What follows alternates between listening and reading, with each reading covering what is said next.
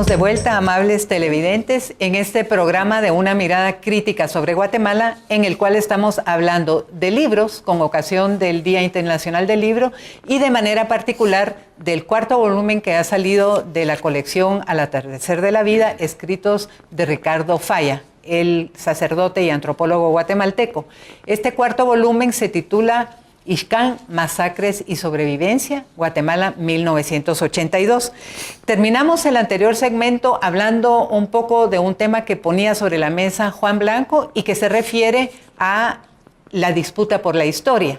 Y entonces Cristóbal tenía algún comentario que hacer también para confirmar que esa es la época, tal vez eso es verdad, en la que estamos en este momento. Claro, Sí, es una cosa alegre en las mesas de los libros porque ahora ya llegan la otra parte de la historia, la otra parte testimonial de la historia que se refiere al gremio militar, a crear sus testimonios, sus libros, ¿verdad? Recuerdo que cuando salió el libro de Ixcán, el volumen 3, salió un libro de un coronel, no recuerdo el nombre, Ventura, algo así, sobre Ixcán, con un avión Arabá en la portada y era el testimonio de ellos, de cómo les había parecido, cómo creían ellos que era la historia, ¿verdad? Que no, ellos dicen ahí, no solo, como dijo Silvia Boyat, la historiadora de la Marroquín, que acaba de sacar un libro que se llama La Juventud Guerrillera en Guatemala.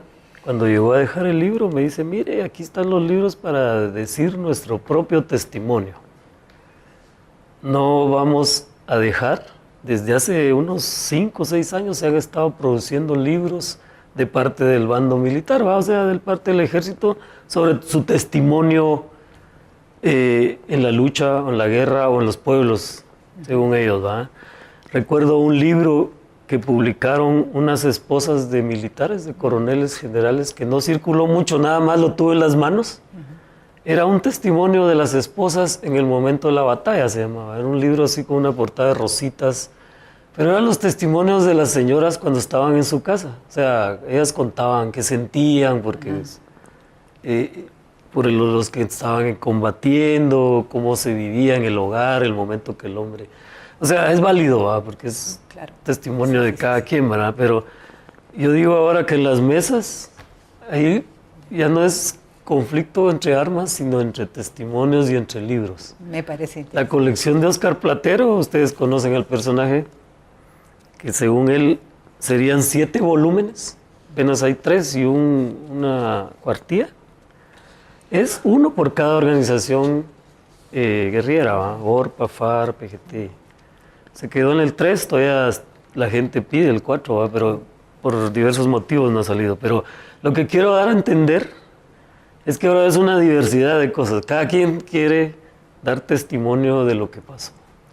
Y así me parece interesante cuando Cristóbal nos dice que está sobre la mesa, porque así es como los libreros organizan sus libros, pero también es literalmente lo que decimos, voy a poner sobre la mesa este tema, ¿verdad? Lo pongo sobre la mesa.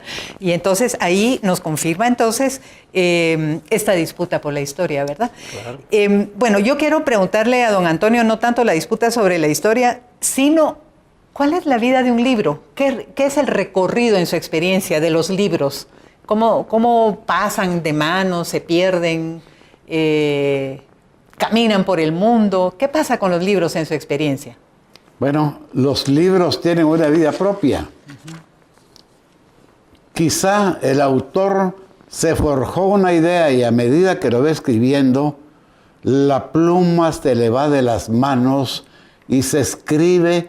Me imagino que estos 8 o 9 libros eran al principio 1, pero era tanto lo que había que contar. Y era tanto el conflicto ideológico. Ahora se habla mal de las ideologías, pero la ideología es inmanente al ser humano. Exacto, sí. Pienso, luego existo, pues.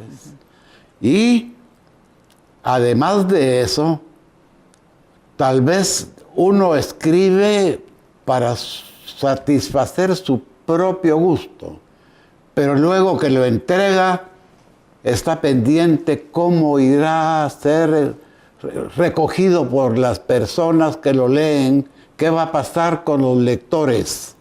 Entonces está pendiente de cuál es el camino que toma el libro y depende mucho de la calidad de lo que se escribe, de lo documentado que pueda estar para que la gente lo aprecie y lo haga suyo intelectualmente. Ese es el camino de un libro y después veremos a dónde van las almas, a dónde van las almas, a dónde van los libros. Pero el camino que tiene un libro es infinito, o son infinitos sus proyecciones. Muchas gracias. Entonces, Juan, ¿los libros tienen vida propia? En las primeras líneas del libro de un filósofo alemán que se llama Peter Sloterdijk, las reglas para el parque humano, parafrasea a un poeta, Jean Paul, y dice que los libros son cartas para los amigos, un tipo de telecomunicación a la distancia. Entonces, ¿a dónde van los libros? Los libros van precisamente a ese interlocutor imaginario que pertenece también, digamos, idealmente a la comunidad de sentido donde se ubica el escritor. El escritor de algún modo tiene un interlocutor que no necesariamente sea el que quizás concretamente está pensando, sino un interlocutor a posteriori, que en la medida que los libros sean acogidos, que algunos se dejen atrapar por los libros, se dejen seducir por los libros, se vuelvan amantes de los libros, esos libros generan una tradición. Y los libros que generan tradición terminan también conformando una época, terminan también conformando un mundo de sentido. En Guatemala, digamos, esos libros que han tenido muchos amigos, diría yo, y que generaron una discusión, que generaron una época, han sido pocos. Se escribe mucho, pero creo que los libros en Guatemala aún tienen pocos amigos. No es que no tengan, pero tienen pocos amigos. Uno de esos libros que ha tenido muchas amistades y enemistades fueron quizás dos: La Patria del Criollo, de Severo Martínez, Sí, cómo no. y el texto de Guzmán Bockler y Jean-Paul Herbert. Jean-Luc Herbert. Entonces, estos libros marcan una época, determinan una discusión, casi como vuelven toda la discusión alrededor de esos textos. Pocos libros en Guatemala han logrado generar discusiones que marcan época. Entonces, ¿a dónde van los libros? No solo lo determina el autor, no solo lo determina el libro mismo, sino esos amigos que están a la distancia, que son quienes al final se vuelven interlocutores. Y en toda interlocución con un libro hay la experiencia de que el libro se transforma, como diría Heidegger, una obra de arte, pero podríamos decir lo mismo del libro, está compuesta de mundo, es decir, de un horizonte de interpretaciones en donde las cosas toman una significación determinada, y de tierra, la posibilidad de que esos libros digan muchas cosas en diferentes momentos. Entonces yo creo que los libros generan tradición en la interacción de estos distintos elementos, digámoslo así. Muchas gracias, muy interesante. Yo creo que le vamos a dar una última y breve palabra a Cristóbal para hablar de dónde van los libros, porque comenzamos con él, pero no hablamos de dónde. Claro.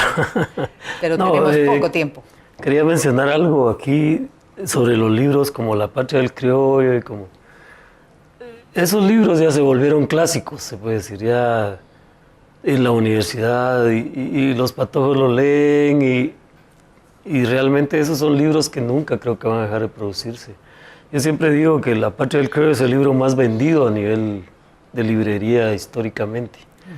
El libro de Marta Elena Casaús, el de Guatemala, Linaje y Racismo, es un clásico a todas luces. Eso ya lleva creo que 8 o 10 ediciones. Porque son obras muy valiosas, ¿no? Ahora, ¿a dónde van a parar los libros? Les voy a contar una anécdota. Andaba yo por Yepocapa, en las faldas del Volcán de Fuego, cuando entramos a una haciendita así, y el administrador nos dio posada para dormir y todo. Cuando me voy dando la sorpresa que tenía el libro de Fusiles de Octubre que había comprado en la librería del Pensativo en su mesita de noche. Y lo abrí y tenía mi número del precio que yo le había puesto. Entonces me entró una cosa, pues ¿a dónde van a parar los libros? Los libros ahora se exportan, pongamos, a Estados Unidos, a Europa, hacen pedidos. Cierto. Depende de la extensión y de la importancia que la gente le ponga a los libros, ¿verdad?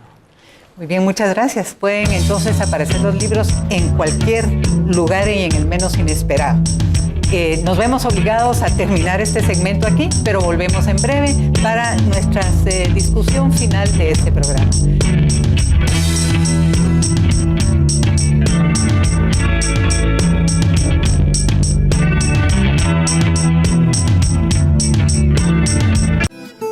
Soy mestiza, soy Guatemala. Kaifunao, Guatemala. Na Ayala Xincali, Na Ayala indígena, Na Ayala Guatemala. Mam Qina, Xhal el Qina, es Paz el Qina.